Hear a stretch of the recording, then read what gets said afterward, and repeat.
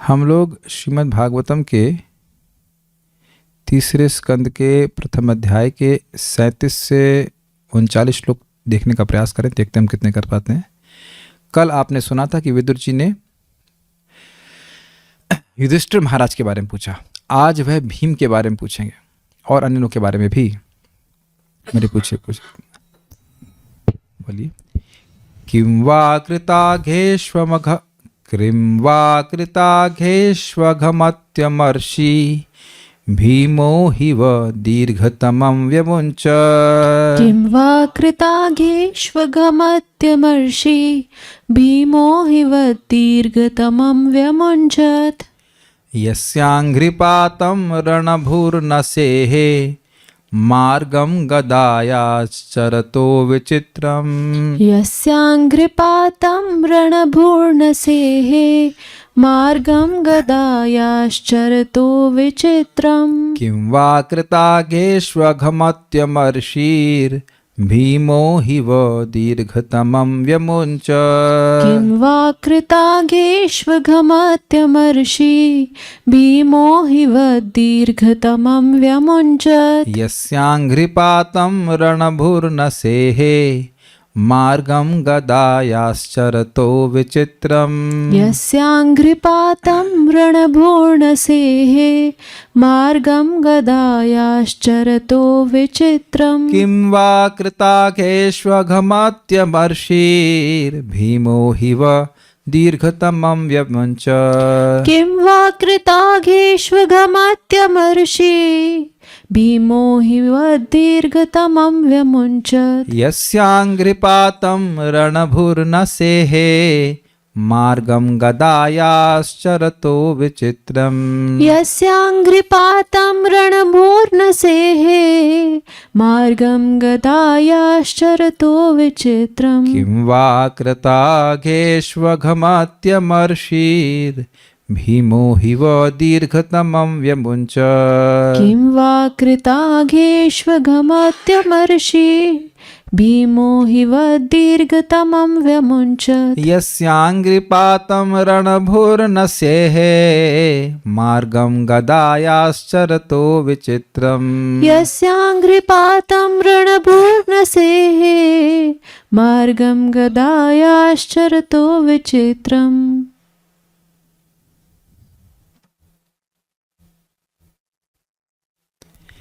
कृपया, मैं आपका टेस्ट क्वेश्चन ले रहा हूँ, क्वेश्चन लीजिए। कृपया मुझे बताएं। किसको बताएं?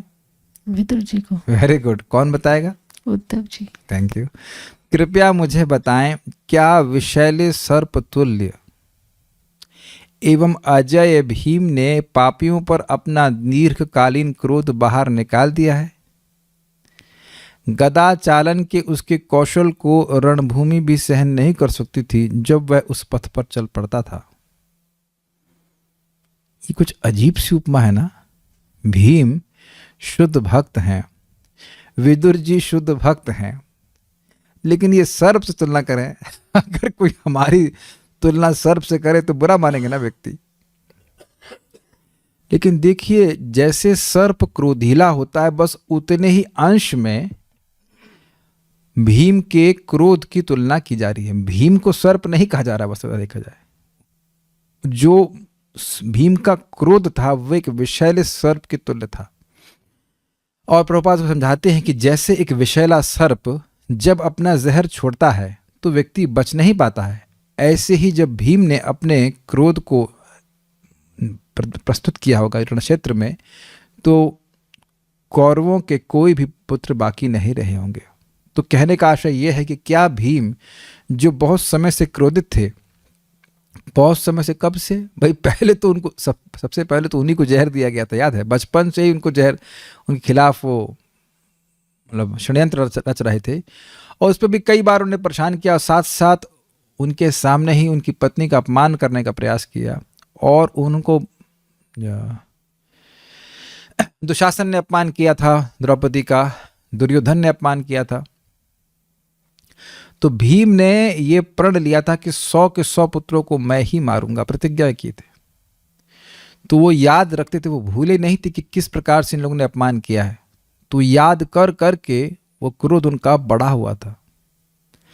जैसे इस जगत में देखा जाता है कि कोई सर्प, अगर उसके साथ में कोई, मैं सुनता है कि सर्प का यानी कोबरा का कोई व्यक्ति अहित कर दे तो वह भूलता नहीं है उसको, उसके पीछे पीछे जाता है, उसको उससे बदला लेने का प्रयास करता है। तो केवल इस अंश में कि जैसे सर्प, क्रोधित सर्प अपने विष को जब छोड़ता है तो व्यक्ति मरता ही है, बचेगा नहीं, और उसका क्रोध बहुत प्रचंड होता है, असह्य होता है।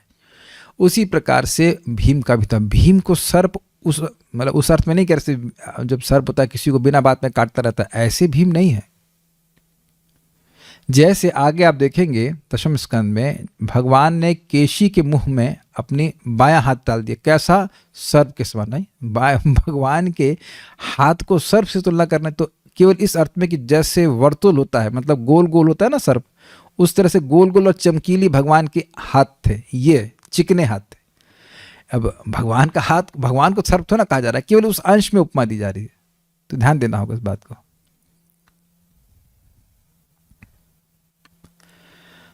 मार्गम विचित्रम गदया चरतः, रणभूमि के पथ पर विचित्र प्रकार से गदा चालन द्वारा।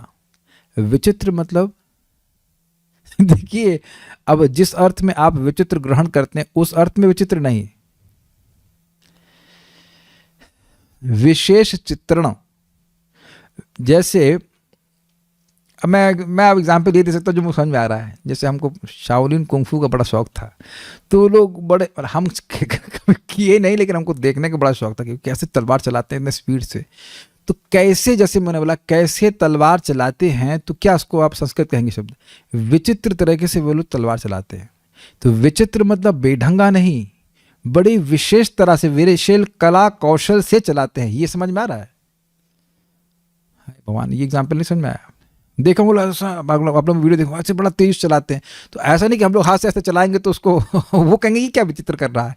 हम लोग तलवार चलाएंगे तो वाकई विचित्र तरह से करेंगे, अद्भुत मतलब अजीब तरह से करेंगे। अजीब अर्थ नहीं है, अद्भुत अर्थ है विचित्र यहाँ पे। भीम ने शिक्षा प्राप्त करी थी स्पेशली गदा युद्ध में, तो जो उनका गदा का कौशल था वह बड़े कौशल से चला रहे थे। और विचित्र का एक अर्थ है कि बहुत अधिक शक्ति से चला रहे थे, उनके गदा के आगे कोई ठहर ही नहीं पा रहा था, कई हजारों सैनिकों को वो मार देते थे एक ही दिन में। भीम बहुत पराक्रमी थे। तो इस प्रकार से गदा का चरता यानी संचालन कर रहे थे। संचालन समझते, चला रहे थे गदा को। यस्संग्रिपातम रणभून से, जिस भीम के पैरों की धमक को रणभूमि भी नहीं सहन कर सकती थी। अब रणभूमि कहने का क्या आशा है? आप यह बताएं कि जो रणभूमि है वह दलदल की तरह सॉफ्ट लुदलुदी होगी या सख्त होगी? सख्त जमीन होगी। लेकिन वह भी भीम के पदाघात को, अंग्री मतलब चरण और पात मतलब गिरना, तो जब कूदते, मतलब समझ रहे ना, वो ऐसे ऐसे करके, मतलब मैं ऐसे नहीं चल रहा हूँ लेकिन आप समझ रहे हैं कि पांव बड़ी तेजी से दौड़ते हुए वह किसी पे से युद्ध करते होंगे। भाई रथ पे तो आरूढ़ रहते भी थे, रथ पे तो आरूढ़ रहते ही थे, लेकिन साथ ही साथ वह नीचे उतर के भी युद्ध करते थे। तो इतना उनका प्रबल प्रभाव था कि वह भूमि भी सहन नहीं कर पा रही थी। इसका मतलब क्या है? क्या भूमि गिर गई थी कहीं? देखिए सहन का क्या मतलब है। मान लीजिए कोई मुझे से धक्का देता है तो मैं सहन करूं, मतलब कुछ कंपन भी नहीं आया, नहीं आया, कुछ नहीं हुआ, ये तो हुआ ना। मान लीजिए मैं किसी पे फूल फेंकूं तो हाँ ठीक, और फेंको, क्या फर्क पड़ता है। लेकिन कोई अगर 100 मतलब 1 टन का पत्थर फेंक देगा तो सहन नहीं कर पाएगा उसको। समझ रहे हैं बात? तो उसी प्रकार से भीम जब चलते थे तो उनके चरण उनके गिरते थे पृथ्वी पे, तो पृथ्वी कंपायमान होती थी। ये अर्थ है। कभी हुआ हमारे संग ऐसा? हम लोग श्लोक को देख रहे हैं, अगर थोड़ा गौर से देखेंगे तब समझ में आएगा कि भीम का पराक्रम कितना था। कभी ऐसा हुआ कि हमारे चलने से पृथ्वी कभी कंपायमान हुई हो?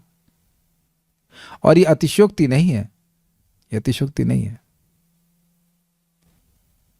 कभी कभी ऐसा सुना जाता है हाथी जो है वो बहुत, अगर हाथियों का झुंड कहीं चल रहा हो तो पृथ्वी कुछ कंपायमान हो जाती। तो इनमें तो 10,000 हाथियों का बल था। अब समझ में आ रहा है?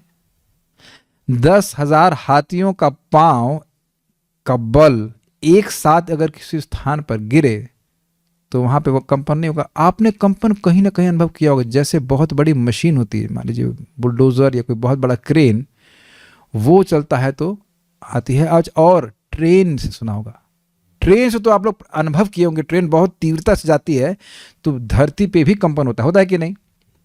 तो क्या हुआ है, बहुत लुदलुदी एकदम सॉफ्ट जमीन होती है नहीं, लेकिन वो उतना उसका जो आघात होता है उतनी तेजी से चलती है तो आप कंपन का अनुभव करते हैं। तो ट्रक, एक भक्त बोलते हैं ट्रक हैं या ट्रेन है, लेकिन इंसान के चलने से तो आप समझ ही लीजिए कि उनका पराक्रम, उनका शौर्य, उनका बल कितना अधिक होगा। तो उसकी उनकी ऐसे जो भीम थे वह अहिवत काले विषैले कोबरा सर्प की भांति। अहि मतलब होता है सांप।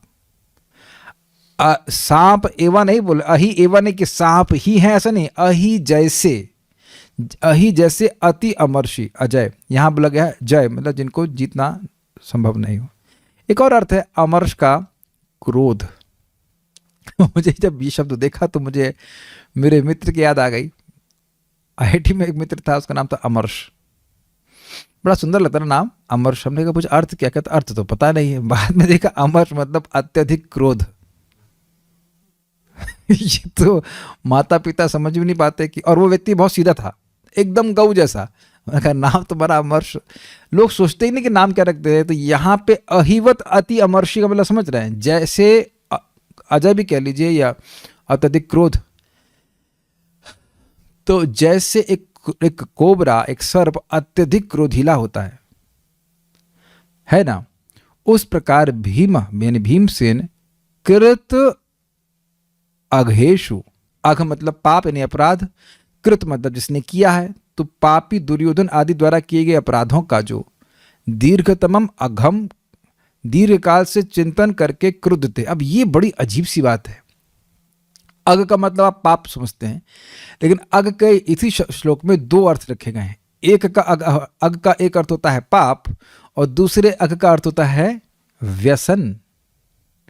तो वो व्यसन क्या था? क्रोध। भाई क्रोध अच्छी बात तो नहीं मानी जाती है। क्या डेरिवेशन है भाई, हम तो चकित हो गए देख करके। एक एक श्लोक कितना अद्भुत है। अग के तीन अर्थ होते हैं। अग का एक अर्थ है पाप, एक अग का अर्थ है व्यसन, और एक और अर्थ है, वो अर्थ यहां पे नहीं रखा गया है। तो इन लोगों ने जो अघ अर्थात पाप अपराध किए थे, उस कारण से भीम बहुत समय तक अघ अर्थात क्रोध रूपी व्यसन से युक्त हो गए थे। दीर्घतमम, दीर्घ लंबा, दीर्घतर मतलब थोड़ा अधिक लंबा, और दीर्घतमम मतलब सबसे लंबा। 12-13 साल। कभी हुआ आप लोग 1 साल तक किसी से क्रोधित हुए हो? हम जानते हैं कि व्यक्ति से 2 साल तक क्रोधित रहे, 2-3 साल तक क्रोधित रहे, लेकिन 12 साल तक आप किससे क्रोधित रहेंगे? एक्चुअली 13 साल। 13 साल के बाद भी भीम का क्रोध वैसा ही था, कम नहीं हुआ था। इस पर भी कुरुक्षेत्र के युद्ध के पहले संधि की जब बात आई तो भीम मान गए थे। इस पर भी वो मान गए थे, हैं वो भगवान के भक्त, इस पर भी मान गए थे कि ठीक है।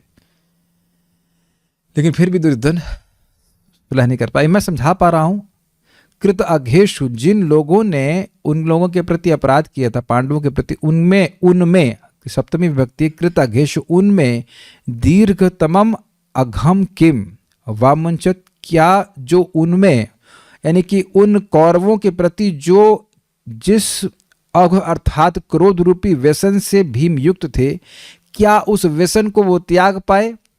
अर्थात क्या उस क्रोध को वह छोड़ पाए?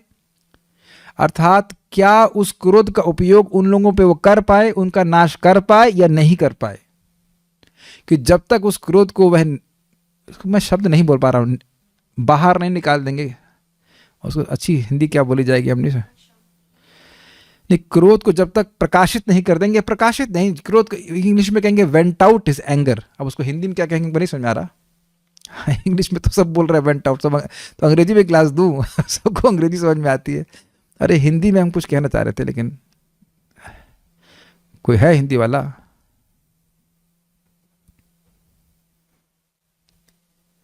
एनीवेज, क्रोध को दमन नहीं, आवेश नहीं, तो अब ठीक है, अब वेंट आउट समझ गए। मतलब क्रोध को बाहर निकालने का मौका मिला कि नहीं मिला युद्ध में, क्या वो लड़े कि नहीं लड़े? क्योंकि देखिए, क्रोध जब ये युद्ध हुआ था उससे पहले ही आपने देखा था कि विदुर जी चले गए थे और 36 साल के बाद आए हैं। युद्ध जब ये बात हुई थी, जब विदुर जी का अपमान किया था, उसके बाद ही विदुर जी निकल गए और फिर युद्ध हुआ और 36 साल के बाद वापस युधिष्ठिर महाराज के से भी मिलेंगे। में मिलेंगे और प्रथम स्कंद में सुन चुके हैं, मिलेंगे। तो वह प्रश्न कर रहे हैं कि क्या वो घटना हुई कि भीम ने उन कौरवों को मार दिया? क्योंकि जब तक वे कौरवों को नहीं मारते उनका क्रोध शमित नहीं होता। तो क्या वो उस व्यसन से मुक्त हो पाए, उस क्रोध से मुक्त हो पाए या नहीं हो पाए? क्रोध से मुक्त हो पाए मतलब क्या वह कौरवों का वध कर पाए या नहीं कर पाए? एक भी बच जाता कौरव तो भीम का क्रोध शांत नहीं होता। लेकिन एक रुचिकर बात है, उन सभी में से 100 जो पुत्र थे उनमें से एक पुत्र था, उसका नाम था विकर्ण। उसने द्रौपदी के अपमान का प्रतिकार किया था।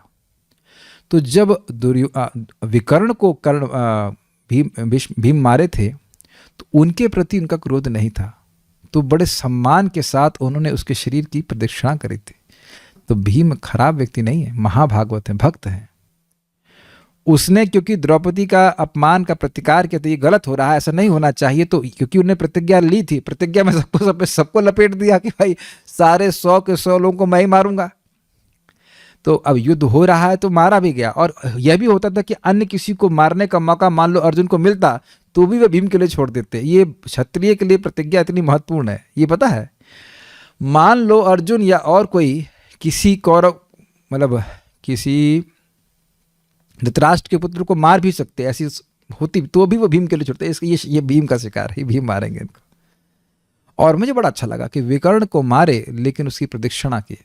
प्रदक्षिणा मतलब समझते हैं, अपने दक्षिण तरफ रखते, दाएं तरफ रखते हुए चक्र मतलब आवृत्ति करना, ये बहुत अधिक सबसे अधिक सम्मान का सूचक है। चाहे भगवान की आप करते हैं, तुलसी देव की करते हैं, किसी वैष्णव की करते हैं, तो ये गाय की करते हैं, ये सब सबसे अधिक सम्मान का सूचना होता है। दिस इज अमेजिंग, नहीं? तो अभी कोई व्यक्ति पूछेगा कि भाई यह क्रोध क्या प्रकृति का विकार है? अब आप ये बताइए कि क्या भीम भगवान के नित्य पार्षद हैं या नहीं है? हैं। तो उनमें जो भी क्रोध का प्रकाशन है वह रजोगुण के नए प्रभाव में नहीं है। उनकी इंद्रिय तृप्ति में बाधा आई हो इसलिए वह क्रोधित हो, ऐसा नहीं है। ऐसा क्रोध तो भगवान श्री राम ने भी प्रस्तुत किया था कि नहीं किया था?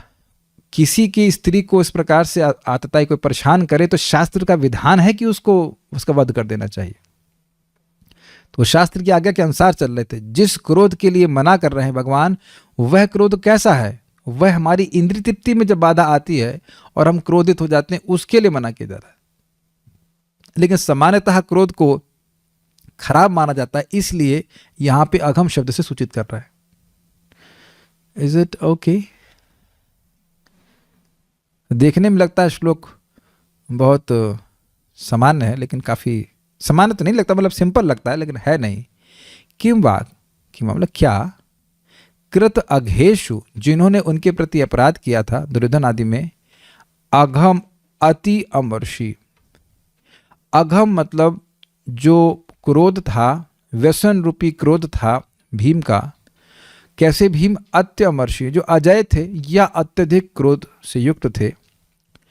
उन भीम का जो अहिवत क्रोध था, अहिवत मतलब सर्प के समान जो क्रोध था, जिसको दीर्घतमम, जिसको बहुत समय से संवरण किए थे, रोके हुए थे अपने में, विमुंचित किंवा विमुंचित, क्या उन्होंने उसको विमोचन, हाँ, क्या उसका विमोचन किया कि नहीं किया, ये शब्द है।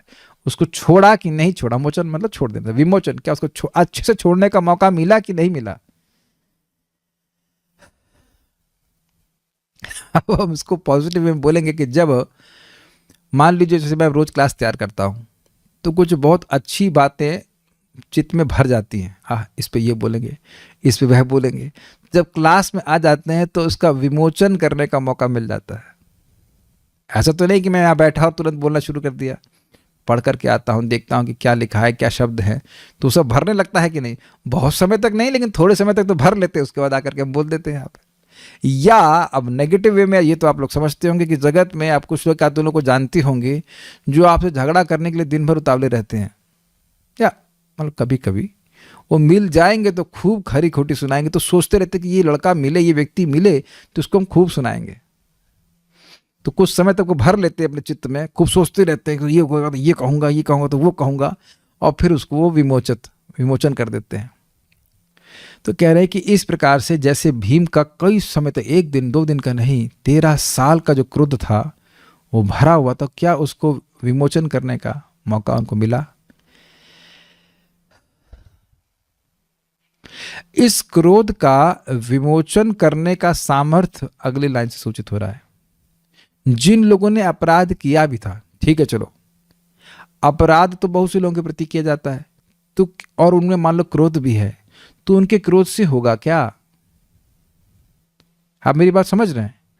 बहुत से लोगों के प्रति लोग अपराध कर देते हैं, अपराधी गुंडे घूमते रहते हैं और वो बेचारे कुछ नहीं कर पाते ना, तो उनके बारे में कोई पूछता भी नहीं है कि वह क्रोध का विमोचन किए कि नहीं किए, क्योंकि उनको कोई सामर्थ्य नहीं है।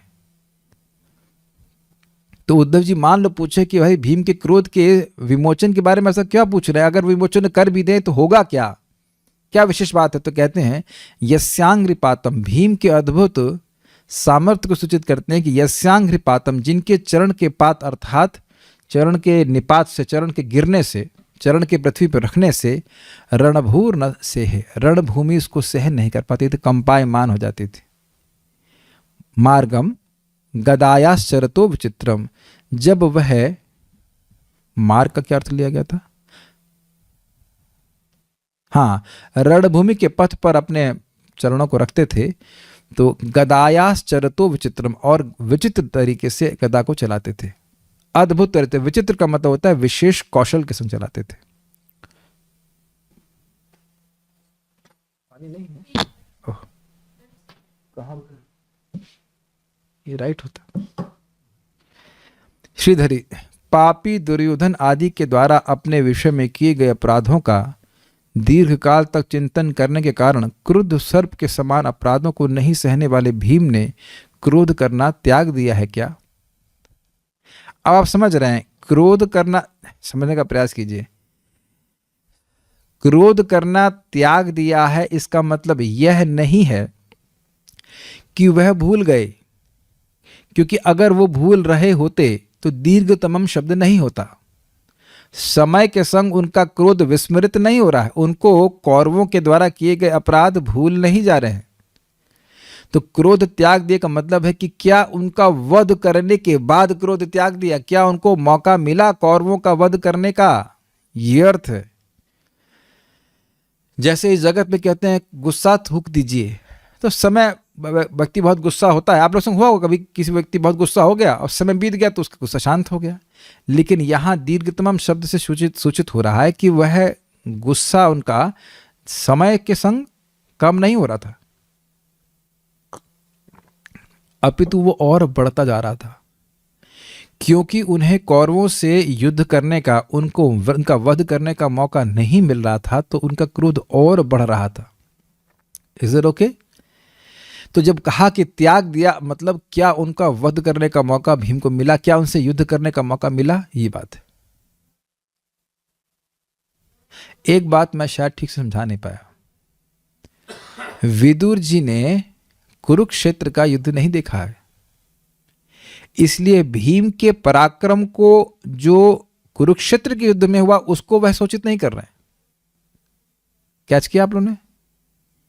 विदुर जी तो कुरुक्षेत्र के युद्ध में नहीं थे, तो वहां वह कैसे युद्ध किए होंगे भीम, ये उनको नहीं पता है।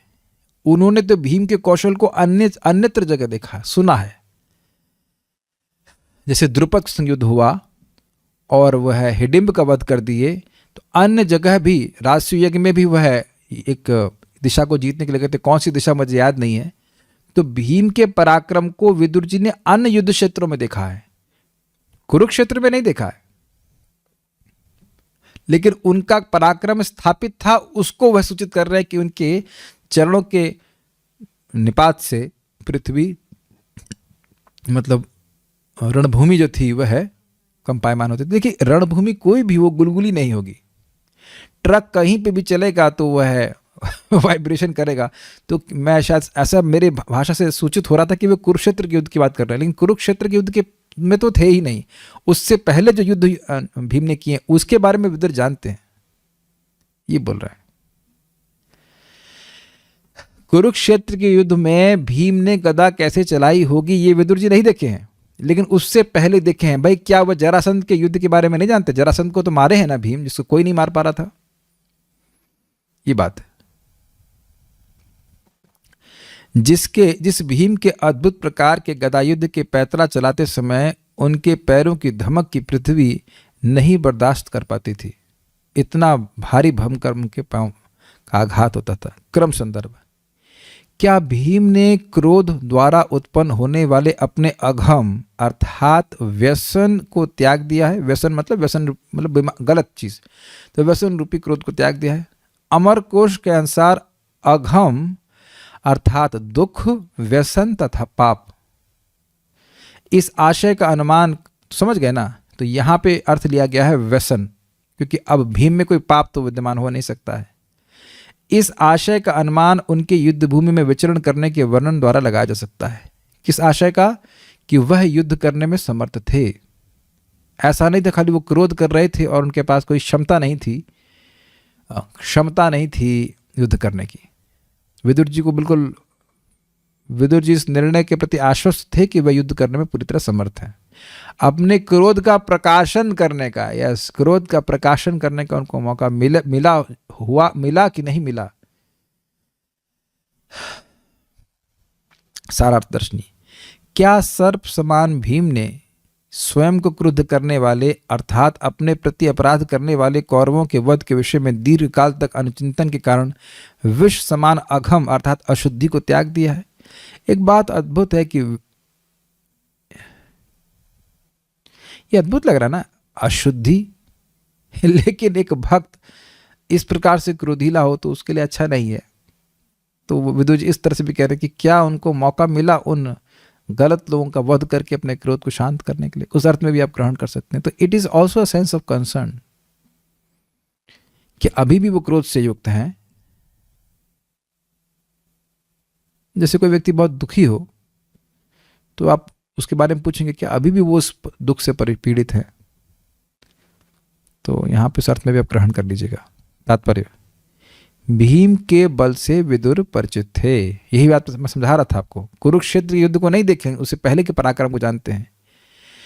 जब भी भीम युद्ध क्षेत्र में होता तो पथ पर उसकी पदचाप तथा उसके अद्भुत गदा कौशल शत्रु के लिए असह्य होते थे। एक स्पष्ट है, जब ये लोग युद्ध कौशल सीख करके आए थे द्रोणाचार्य जी से, तो उसका प्रदर्शन इन्होंने एक बहुत बड़ी सभा में किया था और उसी सभा में भीम ने भी अपने गदा कौशल को प्रस्तुत किया था। अर्जुन अपने बाण के कौशल को, धनुर्विद्या को दिखा रहे थे, उसी समय कर्ण भी आ गए थे और माता कुंती उनको देखकर समझ गई कि ये मेरा पुत्र है और वो बेहोश हो गई। पता है आपको बात? और कर्ण ने फिर अर्जुन को चैलेंज किया तो वहां लोगों ने बोला कि यह तो राजकुमार नहीं है, यहां प्रस्तुत नहीं कर सकता। तो उसी समय दुर्योधन ने कर्ण को अंग प्रदेश का राजा बना दिया था, अंगराज बना दिया था। तो ये सब हिसाब किताब है। तो वहां पे उनको तुरंत उनका राज्याभिषेक किया, अब आप अपना युद्ध कौशल दिखाई। तो उसको बड़ा अच्छा लगा कि अर्जुन का एक कंटेंडर हमारे साथ हो लिया। तो मैं खाली ये बोल रहा हूं कि वहां पे भी विदुर जी ने भीम के गदा कौशल को देखा था। डेमोन्स्ट्रेशन के लिए भी दिखाया जाता है सब चीज़। तो डेमोन्स्ट्रेशन से समझ में आ गया कितने महान है, और बाकी तो वह युद्ध किए ही थे। द्रुपद की सेना को भी इन 5 लोग ने मिलकर हराया था, तो वहां भी देख लिखे थे। बलशाली भीम ने लंबे समय तक धृतराष्ट्र के पुत्रों के विरुद्ध कोई कदम नहीं उठाया था। कितना लंबा समय बताइए? 14 नहीं 13 साल तक। 12 साल का वनवास और 13 साल का अज्ञातवास। वह यह भी जानते थे कि 13वें साल में उन्होंने, भीम ने ही ना, क्षमा कीजिएगा, वह नहीं जानते थे ये बात ना, कीचक का वध भी भीम ने किया था, लेकिन भाई बात नहीं जानते थे, उस समय वहां पर नहीं थे। विदुर की जिज्ञासा थी कि क्या उसने अभी तक सताए हुए विषैले सर्प की भांति अपना क्रोध बाहर निकाला है कि नहीं निकाला है। जब सर्प लंबे समय से पनप रहे क्रोध के पश्चात अपना विष छोड़ता है तो शिकार जीवित नहीं रह सकता है। क्या मतलब है इसका? मतलब वो इतना जहर निकालेगा, पहली बात तो कॉन्सेंट्रेटेड जहर है, वो जहर और गाढ़ा होता गया है, और साथ साथ वो इतना जहर निकालेगा जो उसको मारने से ज्यादा जरूरी हो। मान लो 2 ग्राम में कोई मर जाता तो वह क्रोध में और ज्यादा जहर निकालेगा। किसके बारे में? दुशासन को भी मार दिए और फिर छाती फाड़ दिए। और तो ये आप देख रहे हैं कि कितना क्रोध उनका प्रस्तुत हो रहा है वहां पे। Is it okay?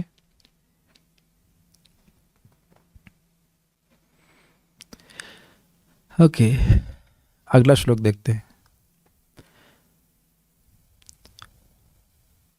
अब यहां पे वे अर्जुन के बारे में पूछ रहे हैं।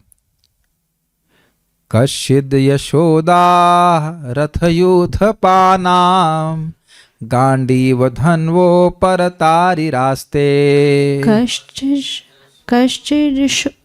कश्चिद यशोधा रथयूथ पानाम गांडीव धन्वो परतारिरास्ते। कश्चित् यशोदा रथयूथपानां गांडीव धन्वो परतारिरास्ते। अलक्षितो यच्छरकूटगूढ़ो माया किरातो गिरिशस्तुतोष। अलक्षितो यच्छरकूटगूढ़ो माया किरातो गिरिशस्तुतोष। कश्चिद् यशोधा रथयूथपानां गांडीव धन्वो परतारिरास्ते। कश्चिद् यशोदा रथयूथपानां गांडीव धन्वो परतारिरास्ते। अलक्षितो यच्छरकूटगूढ़ो माया किरातो गिरिशस्तुतोष। अलक्षितो यच्छरकूटगूढ़ो माया किरातो गिरिशस्तुतोष। कश्चिद् यशोधा रथयूथपानां गांडीव धन्वो परतारिरास्ते। कश्चित् यशोदा रथयूथपानां गांडीव धन्वो परतारिरास्ते। अलक्षितो यच्छरकूटगूढ़ो माया किरातो गिरिशस्तुतोष। अलक्षितो यच्छरकूटगूढ़ो माया किरातो गिरिशस्तुतोष। कृपया मुझे बताएं कि अर्जुन, जिसके धनुष का नाम गांडीव है और जो अपने शत्रुओं का विनाश करने में रथियों में सदैव विख्यात है, ठीक से तो है? एक बार उसने न पहचाने जाने वाले छद्म शिकारी के रूप में आए हुए शिव जी को बाणों की बौछार करके उन्हें तुष्ट किया था। श्लोक देखिए, उनमें बहुत अच्छा है। रथयूथ पानाम, रथियों तथा यूथपथियों के। रथ मतलब रथियों यानी महारथियों, और यूथ मतलब झुंड, तो झुंड मतलब एक समूह, तो सेनापतियों के यशधा, यश को बढ़ाने वाले। इसका क्या मतलब है? इसमें 2 अर्थ हैं। एक, रथियों और यूथपतियों में अपने यश को बढ़ाने वाले, कि वह सर्वश्रेष्ठ धनुर्योद्धा है, एक अर्थ है। दूसरा, अपनी सेना के यश को बढ़ाने वाले, कि भाई उनकी वो अर्जुन जिस सेना में है उस सेना का यश अन्य सेनाओं के बीच बढ़ जाएगा कि नहीं बढ़ जाएगा। अर्जुन की उपस्थिति होने मात्र से उस सेना का यश बढ़ जाएगा। क्या उदाहरण बता रहे हैं? उदाहरण है विराट नरेश, जहाँ पे पांडव जन 13वें साल के अज्ञातवास को निवास कर रहे थे, तो वहाँ पे अर्जुन एक विरहनला अर्थात हिंजड़ा कहेंगे, मतलब किन्नर कहेंगे, जो भी कह ली, उस रूप में वह थे। और वहाँ हमको बड़ा अच्छा वो लीला लगती है। उसमें इन लोगों को हिंट हो गया कि शायद ये पांडव लोग यहाँ पे हैं। तो इन लोगों ने विराट यानी कि इन लोगों का मतलब कौरवों ने इनको हिंट लगा। बहुत सारी कहानी इसमें उलझी हुई है। इसमें एक्चुअली हुआ ये कि कीचक की, जो कि विराट नरेश की पत्नी का भाई यानी उनका साला था। तो कीचक में 10,000 हाथी का बल था, बहुत शक्तिशाली था वो। 10,000 हाथी का बल था, हमको नहीं ठीक से याद है, लेकिन बहुत शक्तिशाली था। उसके कारण अन्य लोग, अन्य जो कैकेयी वंश के लोग थे वह इस, और मत्स्य आदि राजा थे, वह अब विराट नरेश के ऊपर अटैक नहीं करते थे। तो अब कीचक दिमाग में कीचड़ भरा था उसके, दूसरा नाम कीचक था, नहीं आओ।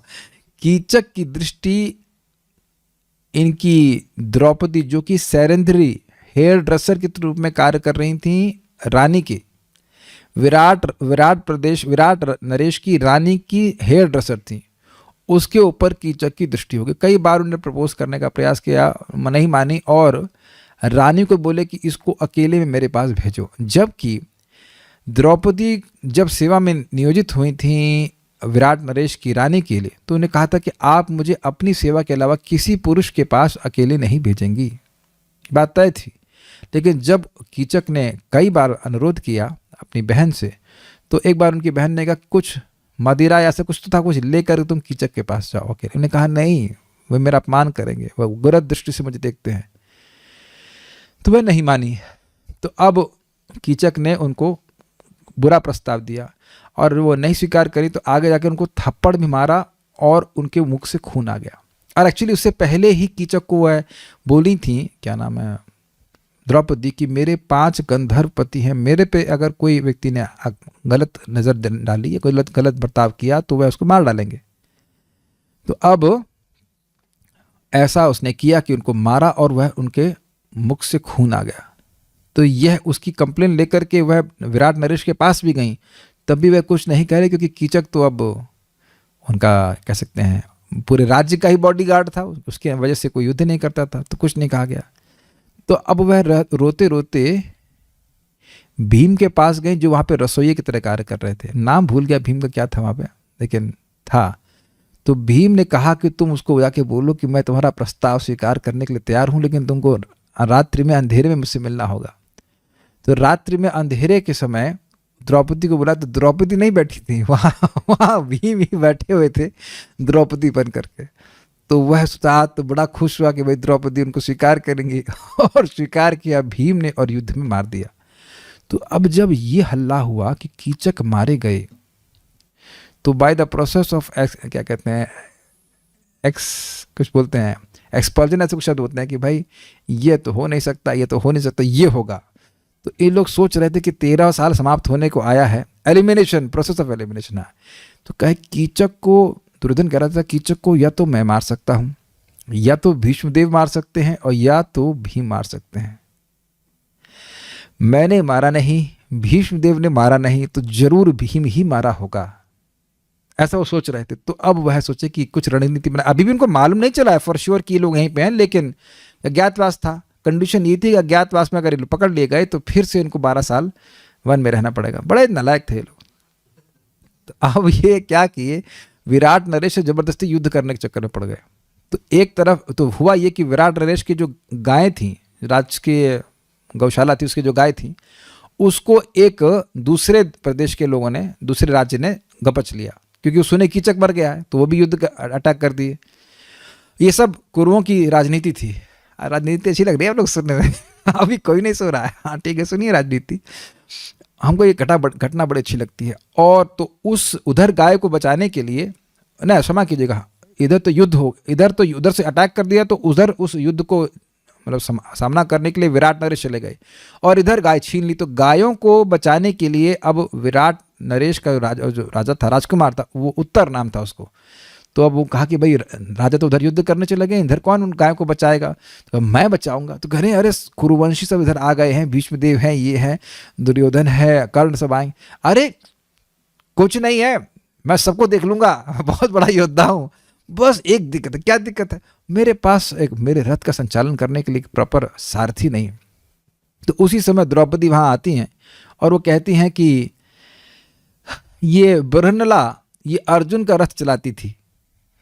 तो बृहन्नला अरे अरे हम इतने बड़े वीर हैं, हमारा रथ ये एक मतलब स्त्री, अब जो भी कह लीजिए स्त्री पुरुषों के, ये चलाएगी। कहते नहीं बहुत तेज है।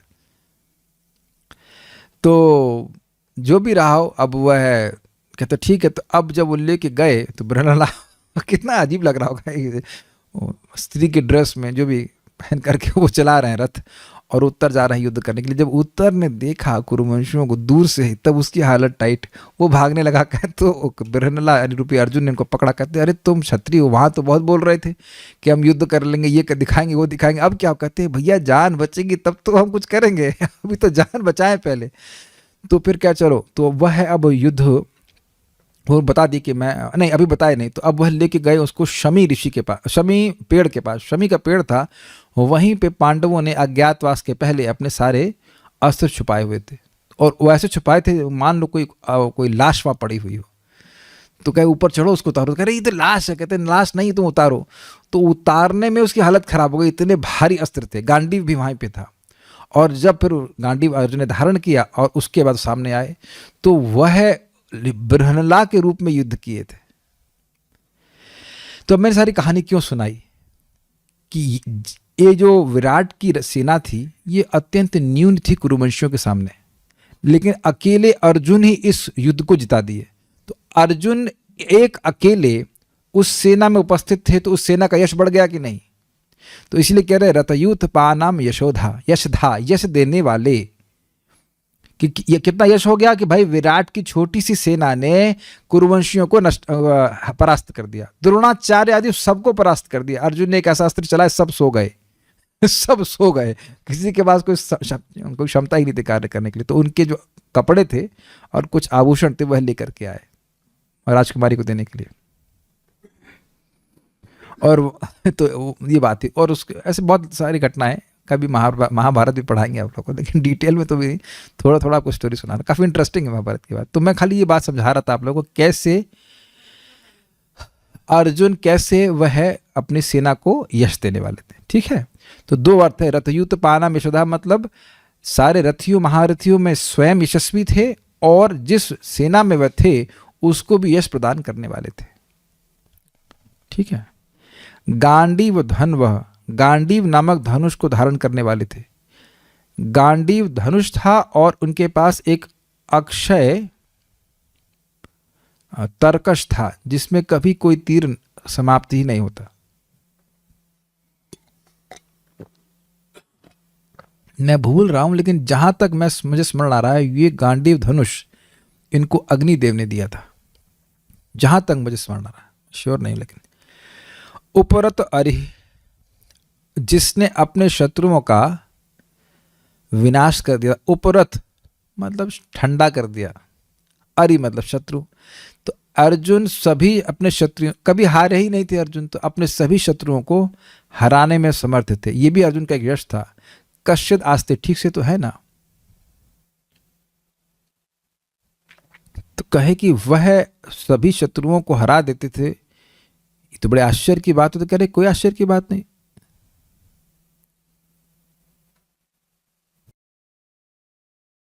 तो कोई कहे कि भाई आप अर्जुन के ऐसे अधिक सामर्थ्य को क्यों बोल रहे हैं? तो कह रहे हैं भाई मनुष्यों में वह सेनापति या धनुर्धर के रूप में प्रसिद्ध हो ऐसा ही नहीं है, वह तो देवताओं में भी प्रसिद्ध है। क्यों? तो कह रहे हैं माया किराता, किरात मतलब होता है शिकारी, तो माया किराता मतलब माया पूर्व शिकारी का रूप धारण करने वाले अलक्षिता प्रच्छन्न वेश में गिरीश शिव जी को भी यत शरकूट गूढ़ा, जिस अर्जुन के बाणों से आच्छादित होकर, शर मतलब होता है बाण, और कूट गूढ़ा मतलब हो गया वो बाणों से पूरी तरह से ढक गए थे शिव जी। ऐसा करके तुतोषा, युद्ध नैपुण्य से संतुष्ट हो गए थे। समझने का प्रयास कीजिए हुआ क्या, शब्दों को देख लीजिए। माया किराता अलक्षिता, एक बार जब ये लोग वनवास कर रहे थे तो अर्जुन को भेजा गया शिव जी को प्रसन्न करके पाशुपातास्त्र इत्यादि प्राप्त करने के लिए। तो वह शिवलिंग की पूजा कर रहे थे, वहाँ फूल अर्पित कर रहे थे। तो उस समय शिव जी की परीक्षा लेने के लिए वहाँ पे एक शिकारी के रूप में आया, और एक असुर भी था जो सुअर के रूप में आया था। तो वह अर्जुन की तरफ आने लगा उनको मारने के लिए।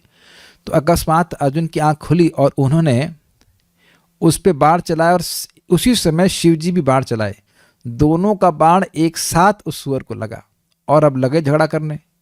शिवजी कहते हैं, शिवजी उस किराट शिकारी के रूप में कहते हैं मैंने इसको मारा है। अर्जुन कहते नहीं मैंने मारा। देख रहे हैं क्षत्रिय लोग किस बात पे झगड़ा करेंगे, अरे किसी ने मारा क्या फर्क पड़ता है, लेकिन झगड़ा करने लगे नहीं मैं मारा हूँ मैं मारा हूँ। अच्छा, तो अब इस बात पे दोनों एक दूसरे पे झगड़ना शुरू कर ले। जानबूझकर शिवजी झगड़ा ले लिए उनसे, उनका युद्ध कौशल को देखने के लिए।